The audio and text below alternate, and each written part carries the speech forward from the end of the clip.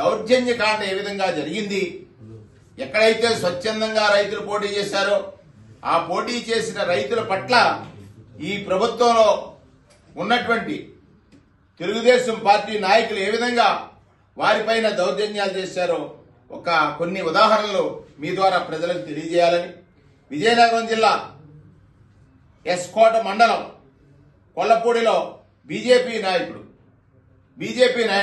మరొకసారి చెప్తున్నాను, బీజేపీ నాయకుడు కోన మోహన్ రావు గారు నామినేషన్ వేయడానికి వెళ్లారు.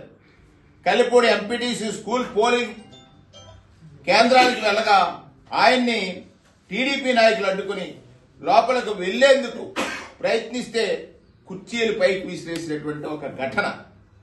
తన నామినేషన్ స్వీకరించాలని ఆయన డిఈ పి శ్రీచరణ్ కాళ్లు పట్టుకుని వేడుకున్నా కూడా టీడీపీ నాయకులు ఒత్తిళ్లకి ఆయన డిఈ గారు ఆయన అనుమతించలేదు. అంటే ఏ విధంగా తన కూటమిలో ఉన్నటువంటి బీజేపీ నాయకుడికే ఆ విధమైనటువంటి పరిస్థితి టీడీపీ నాయకులు కలగజేశారంటానికి ఇది ఒక ఉదాహరణ. అలాగే పొట్టి శ్రీరాములు నెల్లూరు జిల్లాలో బోగోలు చెరువు సాగునీటి సంఘం ఎన్నికల్లో టీడీపీ నాయకులు బరితెగించి శుక్రవారం అర్ధరాత్రి ఇంట్లో నిద్రిస్తున్న వైఎస్ఆర్సీపీ మండల కన్వీనర్ మద్దిపోయిన వీరరాఘవను ఆయన అభ్యర్థి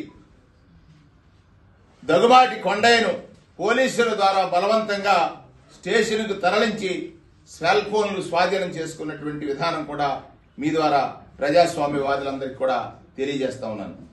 విషయం తెలుసుకున్నటువంటి ఈ విషయాన్ని తెలుసుకున్న కావలి మాజీ ఎమ్మెల్యే రామిరెడ్డి ప్రతాప్ రెడ్డి గారు వైఎస్ఆర్సీపీ నాయకులు ఒటాటున పోలీస్ స్టేషన్ చేరుకుని తమ పార్టీ నాయకుల్ని అర్ధరాత్రి సమయంలో ఎందుకు స్టేషన్కి తీసుకొచ్చారని నిలదీయగా ప్రయోజనం లేదు. అంటే ఒకటి, ఎన్నికల్లో పాల్గొనడమే నేరమా? ఎన్నికలు ప్రకటించిన తర్వాత ఎన్నికల్లో అభ్యర్థులు పాలు పంచుకుంటారని తెలిసి వారిని పోలీస్ స్టేషన్లో బంధించడానికి ఇది ఒక ఉదాహరణగా మీ ద్వారా ప్రజాస్వామ్యవాదులందరికీ కూడా తెలియజేస్తా ఉన్నాను. కృష్ణా జిల్లా బంటుమిల్లి మండలం పెందుర్రు ప్రాదేశిక నియోజకవర్గానికి సంబంధించిన నామినేషన్ పత్రాల్ని చించేసినటువంటి ఒక ఘటన జరిగింది. అలాగే ప్రకాశం జిల్లాలో కొమరోలు మండలంలో తన మాట వినలేదని తెలుగుదేశం పార్టీ వర్గీయులు రైతులపై అక్రమ కేసులు పెట్టినటువంటి విధానాన్ని కూడా మీ ద్వారా ప్రజాస్వామ్యవాదులకి వివరించదలిచాను. విజయనగరం జిల్లా బొబ్బిలి మండలంలో కోమటిపల్లిలో ఓటర్లు ఆందోళనకు దిగారు.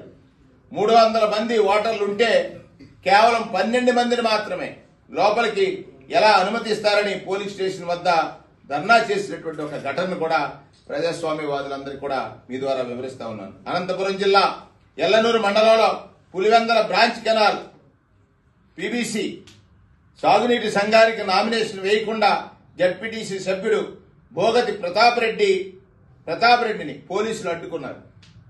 మడకశిర మండలం కల్లపర్రిలో పోటీలో ఉన్న అభ్యర్థులను పోలీసులు అడ్డుకున్నటువంటి విధానాన్ని కూడా మీ ద్వారా ప్రజాస్వామ్యవాదులకి వివరిస్తా ఉన్నాను. తిరుపతి జిల్లా చిల్లకూరు మండలం తోనుకుమాల చెరువులో సంబంధించినటువంటి పోటీలో రైతులు చక్రపాణి రెడ్డిని అడ్డుకొని దాదాపు జిల్లా అంతటా అడ్డుకోవడంతో పాటు జిల్లా అంతటా కూడా కూటమి నాయకులు చెప్పిన విధంగానే ఇరిగేషన్ శాఖ అధికారులు నడుచుకున్నారనేటువంటిది మీ ద్వారా ప్రజాస్వామ్యవాదులకి వివరిస్తా ఉన్నాను. నెల్లూరు జిల్లా కుతికిపాలెంలో టీడీపీ నేతలు అరాచకాలు చేశారు. పద్మమ్మ అనే మహిళా రైతు గెలిచిన టీడీపీ తెలుగుదేశం పార్టీకి చెందినటువంటి శ్రీనివాసరెడ్డి గెలిచినట్లు అధికారులు ప్రకటించారు.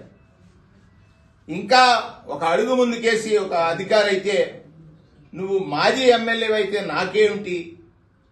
మాకేంట్రా, నువ్వు మాజీ ఎమ్మెల్యే అయితే నాకేంట్రా అనే విధంగా, రేయ్ నన్నేమీ చేయలేవు, ఏం చేస్తావురా అని అక్కడ బూతులు, అంటే వినకూడనటువంటి మాటలు 4 సార్లు ఎమ్మెల్యేగా గెలిచిన ఎమ్ముగునూరు మాజీ శాసనసభ్యుడు చెన్న కేశవరెడ్డి గారిని కర్నూలు సిసిఎస్ సిఐ ఇబ్రహీం గారు దుర్భాషలాడినటువంటి విధానం ఇది ప్రజాస్వామ్యవాదులకి మీ ద్వారా వివరించదలిచాను. ఎమ్మిగునూరు మండలంలో పార్లపల్లిలో ఈ ఘటన జరిగింది. ఓటర్లను అధికార పార్టీ నేతలు అడ్డుకోవడంతో మాట్లాడడానికి వెళ్లడంలో పోలీసులు ఎలా పచ్చనేతలు చెప్పినట్టు వ్యవహరించారు అనే దానికి ఈ ఎన్నికల్లో వాళ్ళు చేసిన ఏకగ్రీవాలే ఒక ఉదాహరణగా సందర్భంగా మనవి చేస్తా ఉన్నాను. కోడుమూరు నియోజకవర్గంలో సి బెహల్ మండలంలో బ్రాహ్మణ దొడ్డి టీడీపీ నేత శ్రీ డి విష్ణువర్ధన్ రెడ్డి అనుచరులు నామినేషన్ పత్రాలు లాక్కుని చింపేశారు. అంటే నామినేషన్ పత్రాలు చింపేయడం కూడా ఈ ఎన్నికల్లో తెలుగుదేశం పార్టీ నాయకులు అనుసరించినటువంటి విధానాన్ని కూడా ఉదాహరణతోటి మీకు మీ ద్వారా ప్రజాస్వామ్యవాదులకు తెలియజేస్తూ ఉన్నాను. చేతకాని అంటే ప్రజాస్వామ్య పద్ధతిలో ఎన్నికలు నిర్వహించడానికి భయపడినటువంటి అంటే ఈ 6 మాసాల కాలంలో ప్రభుత్వం పనిచేసినటువంటి తీరుని రైతులు ప్రజలు నిరసిస్తున్నారు అనేటువంటి లోలోపల భయం ఈ ఎన్నికల్లో ఏకగ్రీవాలు చేసి దానిని గొప్పగా చెప్పుకోవాలనేటువంటి ప్రయత్నం తెలుగుదేశం పార్టీ చేసిందని మనందరం కూడా రాజ్యాంగబద్ధంగా పరిపాలిస్తాడని అధికారం ఇచ్చినటువంటి ప్రభుత్వ అధినేత ఏకపక్షంగా నిర్ణయాలు తీసుకుని ప్రతిపక్షంపై పగ తీర్చుకోవడమే అధికారం యొక్క